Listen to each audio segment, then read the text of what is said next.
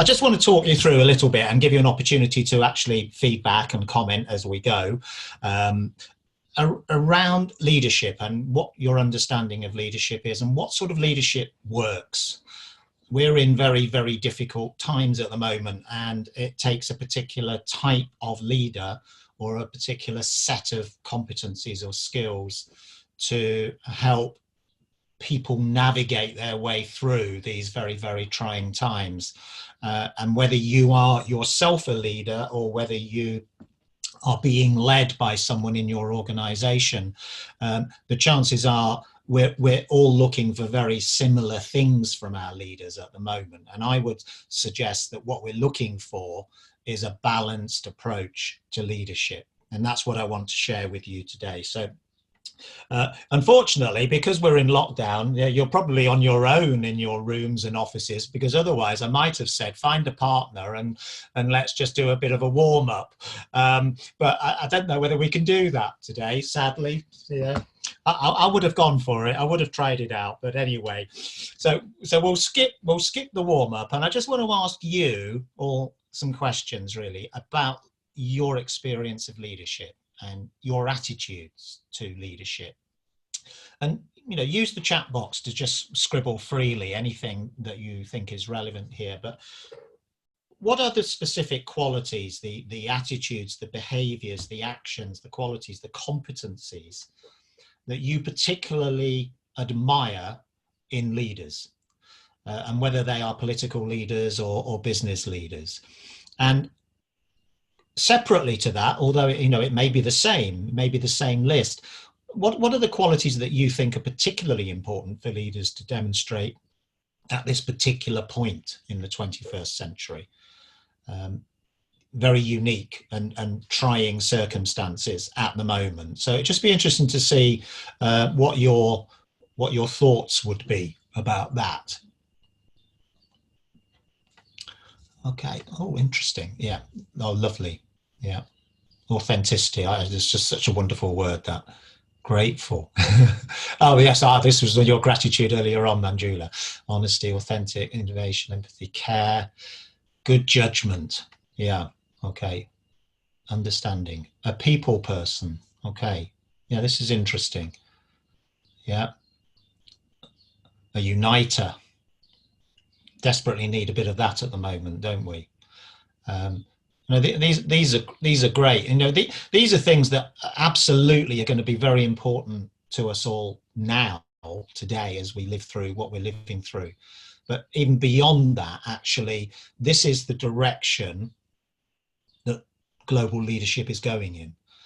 To be more caring, to be more understanding, to be more compassionate, less about the figures, more about the people. Judgment is critical. But what we're seeing is a mismatch in some of our countries and some of our governments and leadership between what we inherently need and want and value and what we're actually seeing in terms of some of the behaviours of some of our popular leaders. Popular, I use the word loosely at the moment. Okay, so what you've identified, probably with a bit of weighting in one direction or another, is likely to be able to fall into any one of these four categories. And this is what I call leadership in 4 dimensions. And ultimately, we want to engage with leaders who are authentic, who are real, who are fully formed, who are balanced in the way that they operate.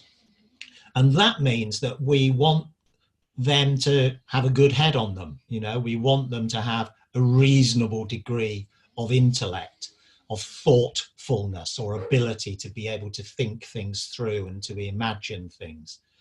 We desperately need them to have some heart. We need them to care about us. I can see care up there and empathy. We need that. We need them to show that they understand us and care about that. Some people are very good at apparently understanding us and keying into our emotions, but that doesn't necessarily mean they care.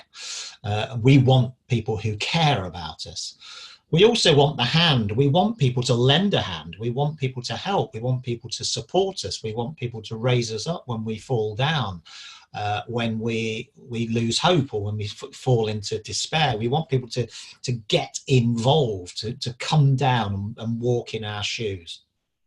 And we also need them to engage the hoof. So we want them to inject a bit of pace and energy and drive, and again, provide that sort of motivating force. So we need our leaders to display elements of all four: head, heart, hand, and hoof.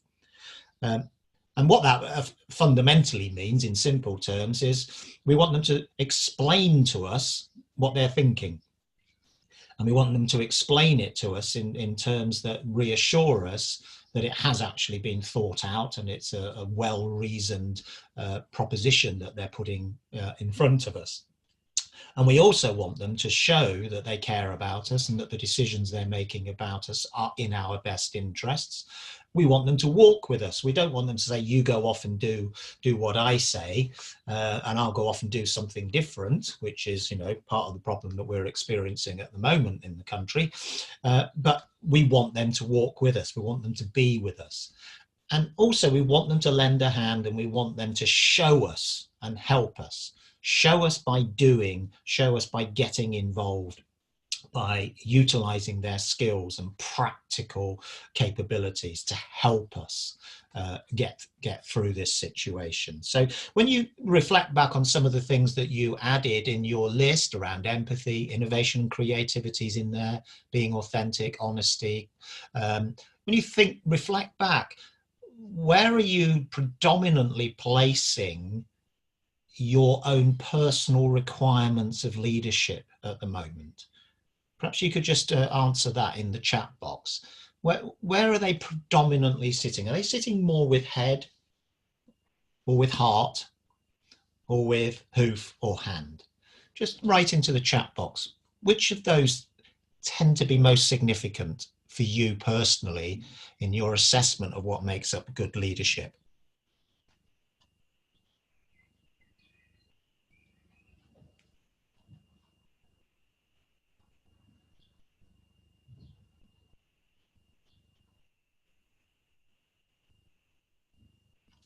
What was it? A running theme, all right? A running theme on hand. We want people to lend a hand, be involved, not remote.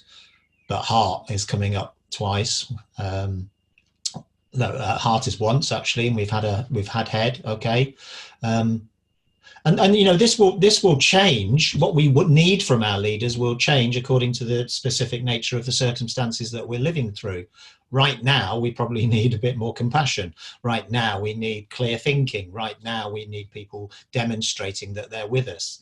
And that will change. And that's why our leaders need to have the ability to flex and to know when is it they need to engage the heart, when is it they need to engage the head. So just looking at some examples of the things that relate to each of these. Walking with us, that's about providing that direction, that focus and that energy, and setting a pace to a certain extent, particularly when people are starting to lose hope. The heart is very much about caring, about being encouraging, about being fun, and trustworthiness is key within that. Explaining to us, we want them to explain in terms that we can understand and that are very clear to us. We want to see and recognize that they've actually thought it through. They've got a strategy, they've got a plan, they've got some tactics. It makes sense that the data that they're operating on is sound and it's been well considered. And in terms of the hand, well, we want pragmatic solutions. We want some reliability, and we want them to demonstrate real competence and ability to work with us. The trouble is that not every leader excels in all of these four areas. And so their ability to shift from one to the other is often compromised, and that can create significant problems. And what I call this is disembodied leadership. When a leader has a particular focus, they're drawn to one of those areas more than another. There was Ken Robinson was an educationalist, and during one of his TED Talks, I remember he spoke about academics, and he said the only reason why academics need a body is because they need something to rest their giant heads on, which I thought was quite funny. Yeah, because it's all head. It's all head. It's all absolutely absorbing lots of information and analysis, but losing sight of, well, how does this relate to real people, and how do I turn this into sort of practical applications? So put academics to one side. We don't want that replicated amongst our leadership, because then it just doesn't make sense. It's incongruous the way they're operating. It doesn't seem authentic. They don't seem to care about us. And we desperately need people to care about us. We need them to be using their intellect and to have an intellect, and we need them to be engaging with us and setting the pace. A study that came out very, very recently in 2020 in the MIT Sloan Management Review was, what is it people need from their leaders in times of crisis? And these were 3 things that came out, and I've just added next to it that these very much relate to the 4D model of leadership. That to being kept informed and updated is absolutely the head. We need information, we need clarity. To be kept focused and on track, well, that's about hoof, that's about direction, that's about providing that energy, but it's also about walking with us and giving us a hand as we go through that. And also to feel that we're being seen and heard. We need to feel that people are actually listening to us. They care about our opinions, they care about our pain. And that's why we need leaders to show absolutely that they care about us and that they're going to treat us like humans. I came across a quote some time ago. I have no idea who it. I can't claim rights over it, although I wish I could, because I love it. And it's this: people won't care what you know until they know that you care.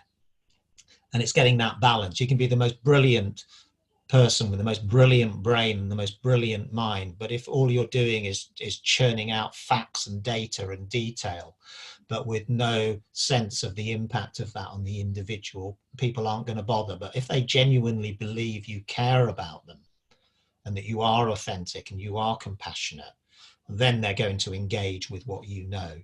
So it's not enough just to be a brilliant brain. You need much more than that. And that brings me on to another interesting study that was done a few years ago now, where a number of employees were asked, what are the things that are most important to you in terms of your leaders, the sort of qualities you most admire from your leaders and need from them? And they came up with a list of 12. And I just wondered if, again, writing into the chat box, which one would you think people put as the number one right at the top? Which one? I'm not going to ask you to sort all 12 into the order, but of all of these, which of them do you think employees at that time put right at the top? Manjula's right in there with trust.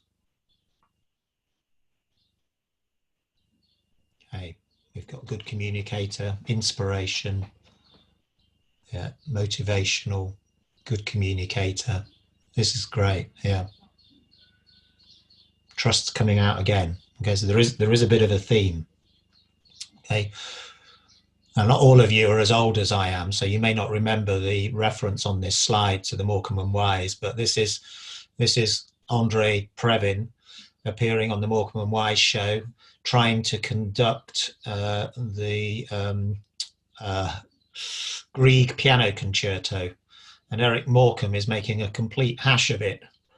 And when Andre Previn confronts him, Eric Morecambe grabs him by the lapels and says, I'm playing all the right notes, not necessarily in the right order. So I'm going to put them in the right order for you based on the responses from employees. And very interesting to see that communicator and trust right up there, absolutely essential, the number one. Whereas when you look down at the bottom, risk taker, entrepreneurial, charismatic, we don't really want that. it's okay to be charismatic if you've got all the other things as well. But actually, we're quite drawn to quiet leaders. We're drawn to the notion of servant leaderships, people who put themselves at our disposal, who put themselves out for us, in fact. So trust is absolutely critical in developing a positive impact and encouraging people to follow you. And there's an interesting equation related to trust, which is this, the trust equation. And within the trust equation, let's see, it's my slideshow's gone again. So let me just start from here. Is it going to? Oh, apologies. So the trust equation. So what the trust equation says, and you can look it up. There's some, you can see at the bottom of the slide who came up with this. But in order to develop trust, there are certain things that have to be in place according to this equation. And the first thing is credibility. You have to demonstrate you know what you're talking about. So this is very much the head. You have to demonstrate that you are qualified to have the opinion that you have and that you've done your research. And with credibility means that you keep on learning. It's not that you learned once 20 years ago and you never picked up another book since then and you're still basing on old information. You've got to keep that learning alive to remain credible. So people think, oh, you're worth listening to. That's the first thing. Well, maybe not the first thing, but it's a significant thing. The next one is reliability. You think about all the people you've fallen out with over the time and people that, you used to trust, but then that trust was broken. And a lot of it was down to the fact they kept promising things, but then never came through on the promises. So if you're going to promise something, you have to absolutely deliver against it. And if there's any suggestion you might not be able to, then you need to inform people immediately and come up with some sort of a plan for how you're going to get around that. But keep people informed, be reliable. The third element is called intimacy. And what this really means is the ability to be able to talk freely and very openly, very confidentially about stuff that matters. And that when you share that information about yourself, and some of that might be showing your own vulnerability, that you know with absolute certainty that it's going nowhere else. It is a confidential conversation. So as a leader, you are open to being exposed. You are open to being vulnerable and talking about quite difficult subjects and sharing information that people need rather than keeping it to yourself. But also as an employee working for that leader, that you absolutely trust that you could talk to that person about anything and it's not going anywhere. So with the trust equation, we need C, R, and I. What we need a lot less of is self-interest. So although we all have self-interest, we have goals that we're aspiring to, we have things we want to achieve. Actually, we need to play down our own self-interest if we want people to trust us. So we need to demonstrate that we're prepared to park our own interests in order to serve the interests of them. And if we do that, that is going to generate significant trust. Whereas you could find yourself in a situation where someone deploys their own self-interest and it completely destroys the relationship.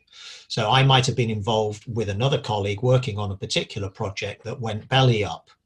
And because my self-interest takes over, I removed myself from the situation and I said, oh no, I wasn't really involved in that. You want to talk to Jeff about that because that was really Jeff. Yeah. That's because my self-interest is getting in the way. Jeff's never ever going to trust me. He thought I was watching his back. He thought I was with him, and suddenly I've thrown him to the lions. So we need to downplay our self-interest, and we need to boost credibility, reliability, and intimacy. And the reality is that if we do not create a climate of trust, what we end up with is a climate of crisis. where nobody really knows what's going on. It's chaotic. Nobody shares information. Nobody makes decisions. And that's the last thing that we need right now. We need people to be coming forward with information. We need people to be feeling that they can speak freely without fear of retribution. So I'm coming to the end now, but I just thought it was useful to try and wrap up some of the things that I've taken away from all of these various studies and about how to provide balanced leadership. And I sum them up as what I call the 7 C's of balanced leadership, which as leaders, it's really important that you take steps to ensure that you are communicating regularly and effectively with people and providing a good context for your thinking. So rather than just announcing decisions that you've made, give them the context, give them the rationale. It's really important to connect with people at an emotional level, not just at an intellectual level.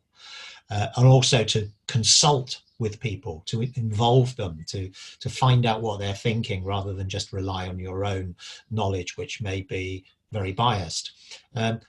A level of consistency. That doesn't mean you never change your mind, but it comes back to that notion of authenticity. Treat people with compassion and work to guarantee your credibility. It can be very easily lost. So keep learning, keep fresh, keep your knowledge alive, keep checking your facts, keep checking the basis of your thinking, because otherwise you lose credibility.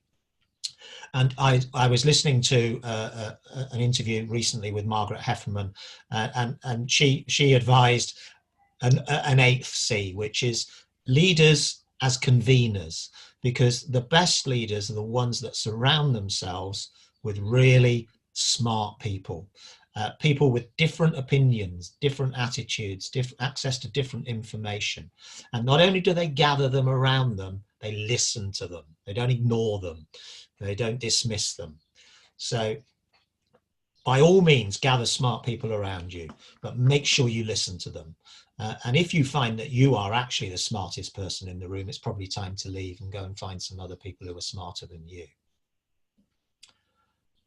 That was reflected in a quote from one of my favorite LinkedIn sites, which I definitely recommend, called The Female Lead. If any of you have not come across it before, but definitely follow them. They post some incredible stuff, and that seemed to sum up what I've been talking about here.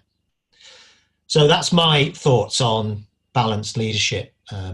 Trust, absolutely essential. That's about building those connections and relationships with people and showing that you care. But it's also about having the intellect. It's about getting involved, and it's about providing motivation, focus, and energy to help people through. So thank you very much, all of you, for listening. And I'm very open for any questions, any random questions, any thoughts that you might want to share as a result of that. It's been really interesting for all of us, and we're very grateful for you for giving up your time to join us this afternoon. Thank you. Thank you very much, everybody. Lovely to see you all. Take care. Thank you, Tim. Bye.